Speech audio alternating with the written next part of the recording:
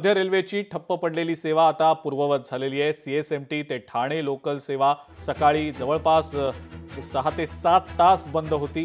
ही local सेवा आता पूर्ववत झालेली आहे। पहिली डाऊन लोकल 7:28 मार्गस्थ झालेली आहे आणि इतर उपनगरीय सेवा सुद्धा लवकरच सुरू होणार असल्याची माहिती मध्य रेल्वेकडून देण्यात आलेली आहे।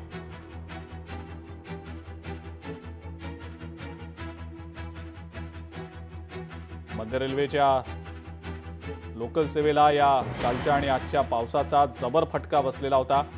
अनेक रेल्वे स्टेशन्सवर पाणी साचलेलं होतं, रेल्वे ट्रॅक्सवर पाणी होतं। अनेक मध्य रेल्वेच्या स्थानकांवर हे प्रवासी जे आहेत थांबून राहिलेले होते, अनेक जण अडकून पडलेले होते। जवळपास 6 ते 7 तास मध्य रेल्वेची सेवा ठाणे ते सीएसएमटी पर्यंतची ही ठप्प पडलेली होती। ठाण्यापासून कर्जत कसारापर्यंतची जी सेवा आहे, कल्याणपर्यंतची जी सेवा आहे ती टप्प्याटप्प्याने सुरू होती। मात्र आता मध्य रेल्वेची सेवा पूर्ववत झालेली आहे।